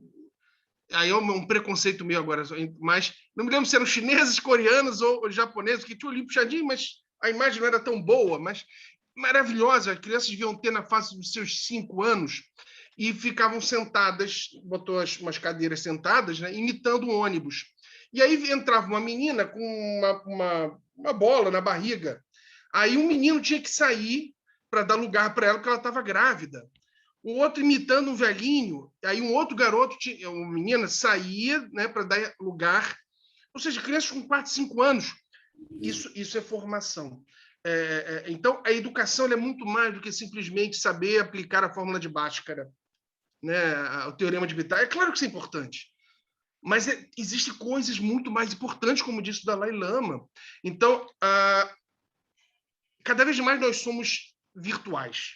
Essa é a realidade. Então, a escola talvez seja hoje o último bastião para desenvolver esse grau de alteridade, esse grau de empatia, porque tudo passa a ser virtual, as dores passam a ser virtuais. Então, ou seja, eu tenho muito mais dificuldade de ter empatia quando é algo virtual. Então, não. A escola é um momento de vivência. Uma vez dando aula, eu saí até no jornal uma vez, com as maluquices que a gente faz, não sei lá, me lembro mais por quê. O ar-condicionado tinha quebrado na sala. E como é que vai dar aula? Não vai dar um calor miserável, Rio de Janeiro? Peguei minha turma e levei e fiquei embaixo de uma árvore. Dei uma aula, e aí era uma aula de filosofia, dei uma aula exatamente falando, né, que era assim que Platão fazia. Né, quando ele estava onde era próximo da academia, e era ali, na academia não era um prédio físico. Então, eles se reuniam ali, sentavam, e filosofavam ali. Ou seja, então a educação é esse momento de confabular, de trocar pensamento, e a educação se tornou simplesmente o professor repete o que leu num livro e o aluno é aferido pela sua capacidade de repetir o que o professor repetiu. Né? Diria Platão, é a cópia da cópia da cópia. Portanto, é isso que a gente tem que mudar. Por isso que eu sou contra o homeschooling e qualquer forma de não interação. Eu acho que a tecnologia ela tem muito para dar. Ela pode ajudar em muito, mas ela não vai substituir, porque, como diria Nietzsche, nós somos humanos, demasiadamente humanos. Então, nós precisamos estar juntos, precisamos ter esse contato. A teoria do Kant seria perfeita se nós fôssemos seres apenas racionais. Só que Kant esquece que nós somos seres racionais. A neurociência prova hoje que a maioria das nossas decisões são decisões com base em sentimentos, em instintos, e que o nosso cérebro é tão incrível que ele próprio nos engana. Faz com que a gente ache que a decisão é racional quando ela não tem nada de racional. Isso a neurociência comprova hoje. Então, eu acho que para medidas extremas, ok, deve ser usada, mas nunca vai substituir esse contato. E me preocupa muito essa nossa realidade atual dos jovens. Justamente por isso, porque eles saem hoje de uma universidade bons técnicos, mas muitas das vezes péssimos seres humanos. Né? E acho que o mundo precisa disso, Dalai Lama, de melhores seres humanos. E a culpa também é um pouco nossa, professores, que não conseguimos fazer isso. Então, precisamos nos modificar para ajudar também os alunos a se modificar. É uma reinvenção, né, da nossa forma de estudar, de forma de ensinar. É difícil, né? Porque a gente copia o que a gente aprendeu dos professores também, né? Mas temos que mudar. Para ontem. Sim, professor, assim, como eu disse, os discursos se encontram, e assim, não é só uma questão de transitar. Eu, por exemplo, enquanto o senhor falava, pensava que transitamos entre Piaget, Vygotsky, Vallon, e a pedagogia do afeto, a psicologia do afeto, aprender. Então, veja, na verdade, quando eu faço essa pergunta para o professor Tiago, não é uma questão só de posicionamento, mas de uma questão de percepção que a gente quer trazer para vocês todos e todas que estão nos assistindo. É perceber efetivamente que você pode achar que é bom ou ruim, mas que você precisa de fundamento para isso. A grande questão é, eu não sou contra o aprendizado em casa, sobremaneira. Eu creio que a internet hoje, especialmente a pandemia, nos colocou face to face, a aquilo que muitas vezes foi proibido, né? De um aprendizado, porque hoje, professor, eu acho que, e veja, o senhor como professor que está lecionando na Europa sabe, hoje, a diminuição dos cursos de intercâmbio que nós tenhamos que estar aí, ou os professores aqui, a pandemia, e muito acrescentou disso. Só que, ao mesmo tempo, também trouxe o flanco de perceber que nem todos nós temos a capacidade, a condição de aprender sozinhos, né? Ou de termos aí como eu diria, eu não diria uma educação, mas eu diria uma dinâmica de um aprendizado que ouve, vê, fala, nota, escuta. Então, assim, isso tudo são questões de aprendizado. Mas o que fica aqui para que vocês percebam, e o professor Jago, eu fiquei tão feliz, eu digo, nosso encontro nunca é casual mesmo. Com certeza. Há muito tempo atrás, eu numa sala de aula, nós estávamos, os alunos, sabe aquele dia que os alunos parecem que estão inquietos porque vai chover? O senhor sabe disso, como professor, é uma coisa terrível. Parece que é só na escola primária, mas não é. Né? Em todos os lugares. Os alunos estavam muito afoitos, eu não estava conseguindo evoluir com a aula e tal. E eu levei todo mundo para a escadaria da faculdade. Eu trabalhava em outro lugar à época. E todo mundo, de notebook, né, professor? Porque, assim, eram alunos um pouco mais, como eu diria, mais privilegiados economicamente. Mais abastados. Abastados. Fomos todos lá para a escada e tal. E foi muito curioso, porque tanto aqueles que tinham iPhone, iFood, que eu brinco com os alunos, eu digo iPhone, iFood. Eu tinha iPhone, iFood, laptop e tal. Todo mundo gostou da experiência. Então, veja, aprender não demanda lugar. Mas o fito da minha pergunta, para deixar a reflexão, porque nós não, nem eu nem o professor Tiago temos a presunção, porque enquanto professores, a gente tem perspectivas e não presunções, né? Exato. De entender o seguinte, vocês precisam pensar o que o homeschooling traz. Como, por exemplo, um pai e uma mãe que não tem formação, não tem tempo, não tem disponibilidade, e educação demanda disponibilidade. Tá? Vocês vivenciaram isso na pandemia? Então, veja, e o que eu quero mostrar é justamente o seguinte, de um viés, nós podemos dar na Europa das nossas casas. Lindo. Né? Eu fiz curso em Sevilha, fiz curso em Bolonha, eu estou felicíssima, mas eu venho de outro momento, né? E de um outro tipo de ensino. Agora, veja, vocês trazem a questão da possibilidade de liberdade, né, professor, que confronta com a liberdade. Eu vou educar meu filho como eu quiser. A gente só esquece que a interação humana é importante, E que quanto menos humanos, porque a nossa palestra é sobre isso, quanto menos humanos nós formos, pior é. Né? E justamente enquanto formos tecnicistas, desculpe, caríssimos, eu sou obrigada a dizer que somos medíocres. Quando somos técnicos. O professor Tiago, no começo, disse, olha, eu venci várias causas com a filosofia. Gente, eu fiquei assim, como eu disse, eu estou aqui como espectadora, eu também fiz isso em alguns momentos. Só que justamente nos causa felicidade e tristeza de entender que um magistrado, uma magistrada, não é capaz de entender, desculpe, é medonho o que eu vou dizer, mas não é capaz de entender as teorias da justiça e não transita entre Adam Smith e Amartya Sen. Gente, o que eu estou falando é como uma coisa assim, é como dizer funk e Chico Buarque, tá? Então, assim, esse é um problema que nós vivenciamos e venceremos sempre, enquanto a educação não for, mas não é qualquer educação, é educação de qualidade. Quando eu digo a vocês que eu estou aqui e o professor Tiago está aqui para me auxiliar nesse processo, eu quero formá-los e não formatá-los. Eu quero que vocês pensem com pessoas que refletem, que pensam e que estudam. O professor Tiago, e vocês sabem do meu discurso, e ele vai descobrir agora. Eu não digo que a pessoa é o que é pelo título que tem, mas pela sua facilidade de explicar e transitar e de dizer aquilo que é necessário. Então, percebam, nós temos aqui uma percepção sobre uma mudança de mundo. Nós sonhamos, e somos utópicos nisso, já conversamos sobre isso, somos utópicos. Queremos um mundo ideal, mas queremos um mundo educado, onde as pessoas consigam transitar, seja entre direita, esquerda, centro, meio, lado, para cima, para baixo, mas que saibam por quê, saibam quem desenvolveu a teoria, entendam qual a manipulação hitleriana, por exemplo, né? Porque eu costumo dizer que a idiotice não é algo atemporal, ao contrário, ela se repete. E nós sabemos que é um processo, mas isso só sabe quem estuda.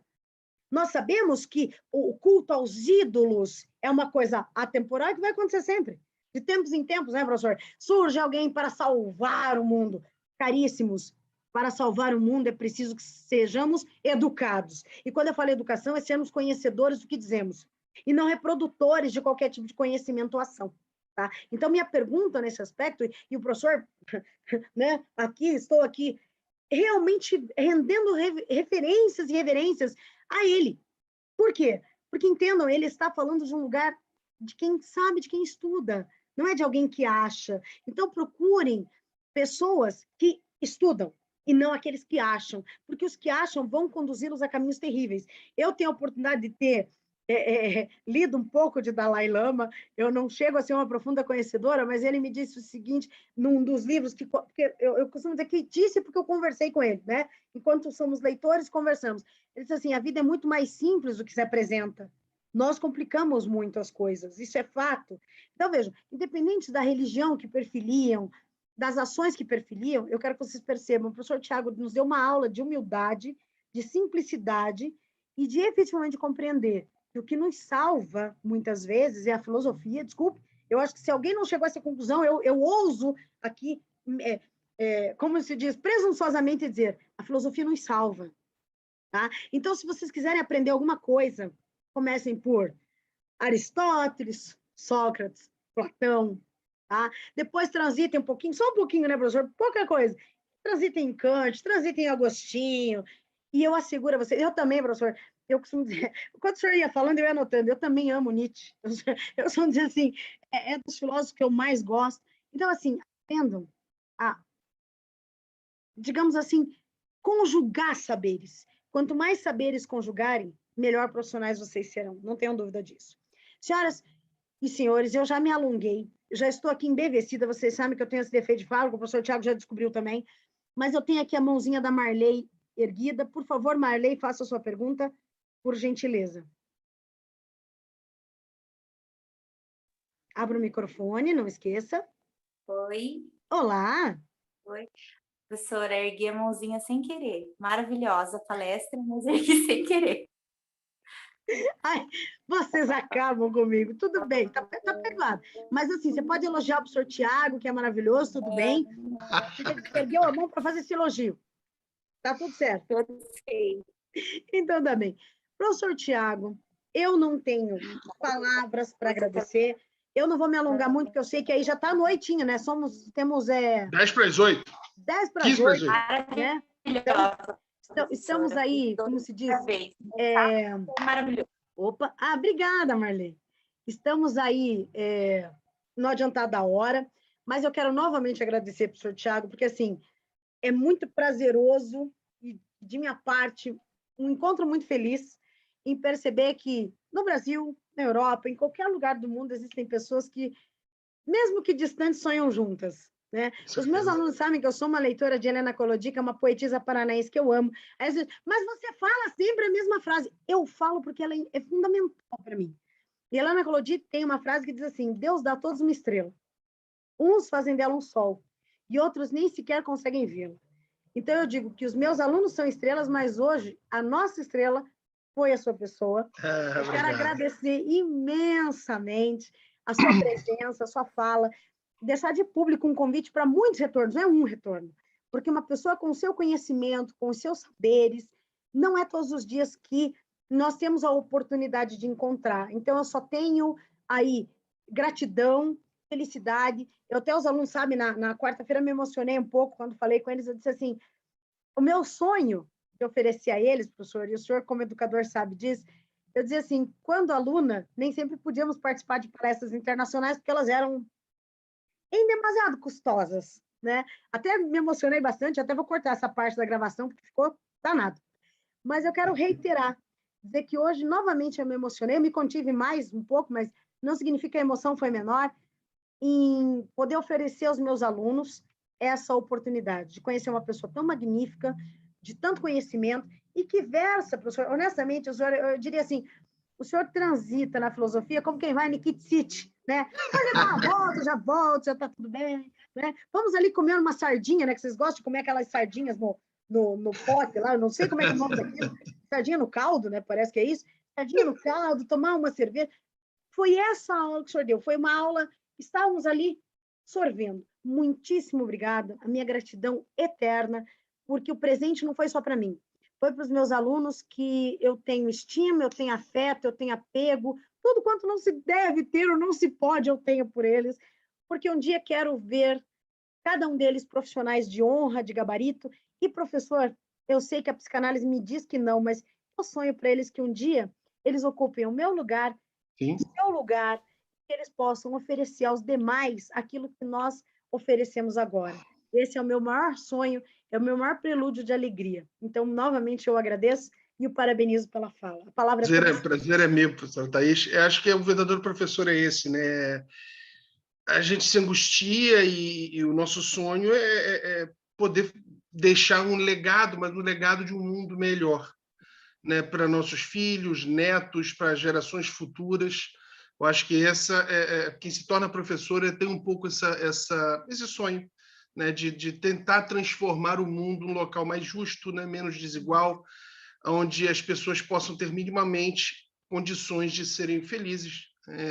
Acho que essa é a grande questão. Nós, diferente do que o medievo se acreditava, nós nascemos para sermos felizes. E se não somos, né, muitas das vezes, é porque, como você mencionou, nós dificultamos a vida para a gente e para os outros também, né? Então, acho que o professor quer um pouco isso, quer facilitar, quer ver um mundo melhor. Eu acho que é isso que eu tento um pouco, né? Deixar essa minha pequena contribuição. Mas se todo mundo der a sua pequena contribuição, realmente a gente consegue fazer do nosso planeta um local melhor do que hoje, né? Muito obrigado, gente, pelo carinho. Um beijo a todos. E já fica aceito o convite para as próximas palestras, seja qual assunto quiser, qual assunto for, será sempre um prazer. Que alegria, professor. E aguardo todos aqui na terrinha. Ai, professor, eu em breve. Eu, inclusive, já deveria ter ido. O senhor sabe que agora justamente era o mês que eu estaria chegando aí. Verdade. Mas Deus sabe mais das coisas do que nós. Vai então, chegar o momento. dá seu tempo. Caríssimos e caríssimas, eu dou por encerrada a sessão, mas quero aí fazer... Não é uma propaganda, tá? Não entenda como uma propaganda. Quero muito que vocês consultem o Novo Liceu, porque o Novo Liceu em muito me ajudou. O professor Tiago é diretor acadêmico do Novo Liceu. São aulas fantásticas, recomendo muito, porque acrescentaram muito ao meu saber e eu gostaria de partilhar isso com vocês. declaro encerrada a nossa sessão de hoje, novamente agradecendo em nome da Unifaesp no Ensino, da direção, do curso de Direito, e hoje eu não apresentei, professor, esqueci, deixei para o final. Nossa saudação do nosso bicho. É? Porque o curso de Direito, nós aqui somos família Rino. Somos Que família bom. rinoceronte, somos fortes, somos É isso. aguerridos, somos teimosos e somos lutadores. E é isso que identifica essa minha grande família, da qual eu tenho honra, orgulho e satisfação em participar. Caríssimos e caríssimas, muito boa tarde. Aproveitem o final de sábado, aproveitem para buscar um livro, um conhecimento, um saber, porque esse nunca vos faltará. Seja no trânsito, seja através de qualquer limite vital, o ensino e o conhecimento nunca é demais. Nunca aprendi. Minha avó costuma dizer que caldo de galinha e conhecimento nunca fizeram mal a ninguém. Estou com a minha avó, que não é formada em absolutamente nada, mas que tem um coração gigantesco e que me deu essa lição. Senhoras E e uma senhores, sapiência grande. 91 anos, professor. Com certeza, uma grande sábia. Uma grande sábia, né? Diz que o conhecimento tem o tempo, né? Com certeza. Então, muito bem. Senhoras e senhores, declaro encerrada a sessão. Nos vemos em breve. Muitíssimo obrigada pela participação e obrigada por serem uma plateia tão educada, tão gentil. Sei que vocês ficaram um pouquinho intimidados hoje, mas a gente vai pegando cancha e aos poucos vocês vão aí se desvelando Com nas suas certeza. perguntas nas próximas falas, tá bem? Um abraço imenso a todos e todas. Nos Beijo a vemos em breve. todos. Tchau, professor. Até mais. Tchau, querido. Um beijo grande. Tchau, tchau. Tchau, tchau. Caríssimos e caríssimas, muito obrigada novamente. Quero agradecer a presença de vocês. Espero que tenham gostado da palestra tanto quanto eu gostei. Espero que tenham aproveitado muito como eu aproveitei. E nos vemos em breve, tá bem? Um fraterno abraço dessa que é fã incondicional de cada um e cada uma de vocês. Muito obrigada por deixarem um pouquinho do seu sábado para os aprendizados. Em breve teremos novas falas, novas palestras. Obrigado aos professores que estiveram comigo, em especial o professor Alcelir, que esteve aí, o doutor André, que esteve na outra palestra. E assim a vida caminha, né? De maneira a que possamos aprender um pouco cada dia, de uma maneira que possamos ser melhores a cada dia e de maneira que o conhecimento seja a nossa força motriz todos os dias das nossas vidas. Porque para sermos bons profissionais, é preciso muita persistência. Eu gosto muito do pensamento da L.D. Gibbs, que diz: sonhos são gratuitos, mas transformá-los em realidade tem um preço. Hoje nós pagamos conjuntamente um preço do saber, do conhecimento, onde eu os furtei um pouquinho da família de vocês, do dia gostoso de vocês, para estarem aqui nos seus aprendizados, tá bem? Minha gratidão, meu respeito, minha admiração a cada um e cada uma de vocês, porque vocês são estrelas. Nunca duvidem disso, porque eu nunca duvidei e nunca duvidarei, tá bem? Ó, um beijo no coração de vocês, até as próximas palestras, até as próximas aulas. Me despeço. Até breve. Obrigada, professora. De nada, gente.